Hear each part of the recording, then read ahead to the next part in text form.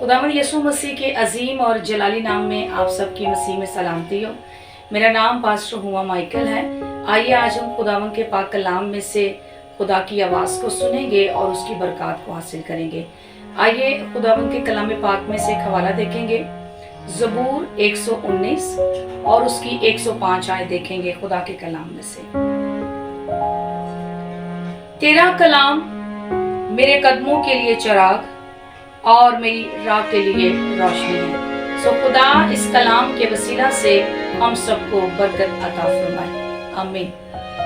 आज जो बाइबल मुकद्दस हमारे घरों में है, हमारे हाथों में है, या जिसको हर रोज हम पढ़ते और सुनते हैं, खुदावन का बंदा दाऊद उस कलाम को अपनी जिंदगी में एक रोशनी की मानद लेता है और वो इस कलाम को इस तरह से बयान करता है कि मेरी जिंदगी में जब तक खुदा का कलाम नहीं है या जब तक खुदा के कलाम की बातें नहीं है, मेरी जिंदगी बिल्कुल अंधेरा है। और वो जैसे ही खुदा के कलाम को अपनी जिंदगी में लेता है तो वो सारा उसकी जिंदगी का जो अंधेरा है वो कलाम की रोशनी से बदल जाता है और वो अपनी जिंदगी के अंदर कलाम को क्या तरजीह, क्या वैल्यू देता है। आप जब खुदा के बंदा दाऊद की जिंदगी में देखते हैं कि वो एक छोटा सा लड़का था और किस तरह भेड़ और बकरियां चुराता रहता था, लेकिन कलाम बयान करता है कि उसका दिल खुदा के साथ इतना वफादार था कि इस रूहे जमीन पर बहुत सारे लोग थे, लेकिन खुदा की नजर इस छोटे से बच्चे पर पड़ी जिसका दिल बिल्कुल साफ था। और खुदा ने दाऊद के बारे में कहा कि ये वो बंदा है जो मेरे दिल को अच्छा लगा। आप अंदाजा लगाएं कि वो छोटा सा बच्चा खुदा के कलाम के साथ कितना वफादार था, वो कलाम को किस तरह अपनी जिंदगी में उसको वैल्यू देता है, उसको दर्जा देता है। उसकी जिंदगी में कितनी भी मुश्किलात आई, जितनी भी आजमाइशें आई, उसने हमेशा अपनी जिंदगी में कलाम को सबसे आगे रखा है। जब दुश्मन उसका ताकुब करने के लिए उसको मारने की सोच रखते थे, उसके दुश्मन उसको शिकस्त देने की कोशिश करते थे, अगर वो जंग में जाता है, अपने दुश्मनों के सामने खड़ा होता है, तो वो सिर्फ अपने खुदा के कलाम को देख रहा है। इसीलिए वो कलाम उसको फतह भी दिलाता, उसको जीत भी दिलाता, उसको सरफराज भी करता और दुश्मनों के हाथों से उसको बचाता है। आइए खुदावन के कलाम में से देखते हैं कि खुदा का बंदा दाऊद किस तरह कहता है कि तेरा कलाम मेरे कदमों के लिए चिराग और मेरी राह के लिए रोशनी है।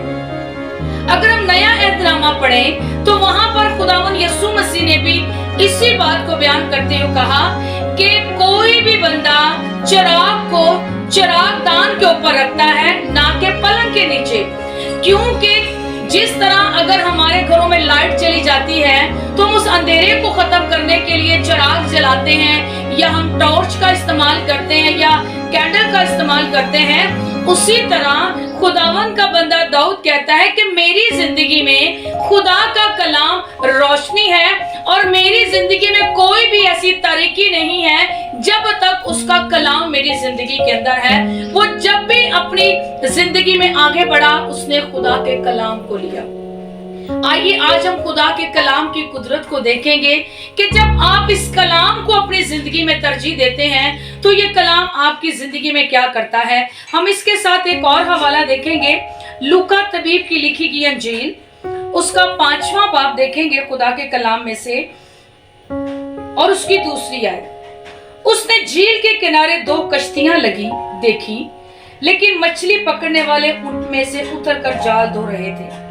उसने उन कश्तियों में से एक पर चढ़कर जो शमाउन की थी उससे दरख्वास्त की कि इसको किनारे से जरा हटा ले चल, और वो बैठकर उनको कश्ती पर से तालीम देने लगा। यहाँ पर हमें एक ऐसा वाकया मिलता है कि खुदावन यीशु मसीह 2 शागिर्दों के पास जाते हैं जो मछलियां पकड़ते थे, जो मछेरे थे। और मछेरों के बारे में मैं आपको बताना चाहती हूँ कि मछली पकड़ना बहुत मुश्किल है। मछेरे सारी रात जाल डाल के किनारे पे बैठते थे कि कब मछली आए और कब उनके कारोबार में इजाफा हो। यहाँ पर हम देखते हैं कि शमौन ने सारी रात मछली डाली है, जाल डाला है, लेकिन कोई मछली हाथ नहीं आई। कलाम बयान करता है वो थक गए, वो हार गए और वो अपने जाल धोने के लिए घर को जाने की तैयारी कर रहे थे। और उसी टाइम वहां पर हम देखते हैं कि इस दुनिया का खालिक और मालिक, इस दुनिया का निजात दहिंदा यहोवा कदूस, इस्राएल की जिंदा चट्टान, आपका और मेरा निजात दहिंदा यीशु वहां पर जब आते हैं तो वो देख रहा होता है कि जितने भी मछेरे हैं वहां पर मछलियां नहीं पकड़ पाई और वो जाल धोकर अपने घर को जाने को है। तो खुदावन यीशु मसीह ने शमौन से कहा कि शमौन जरा कश्ती किनारे से हटा ले चल। और वहां पर कलाम बयान करता है कि खुदावन यीशु कश्ती पर बैठकर उनको कलाम की तालीम दे रहे थे, कलाम सुना रहे थे। और जैसे ही यीशु ने उनको कलाम सुनाया तो कलाम बयान करता है, यीशु ने कहा कि शमौन जाल डाल दो मछलियां पकड़ने के लिए। शमौन ने कहा, ऐ खुदावन हम सारी रात जाल डाल के बैठे रहे लेकिन मछली नहीं आई, लेकिन हम तेरे कहने से डालते हैं। और जैसे ही उन्होंने समंदर के अंदर जाल डालने हैं तो कलाम बयान करता है कि मछलियों के गोल उनके जालों के अंदर आए, उनसे जाल खींचे नहीं गए, जाल फटना शुरू हो गए। और कलाम बयान करता है कि जैसे ही पतरस ने इस सारे वाक्यों को देखा तो वो यीशु के कदमों में गिर पड़ा। उसने कहा, उस्ताद ऐ खुदा हमसे चला जा, हम तो गुनाहगार इंसान। अगर हम इस वाक्य पर गौर करें तो यीशु मसीह ने कलाम सुनाने से पहले नहीं बल्कि कलाम सुनाने के बाद उनको कहा कि जाल डाल।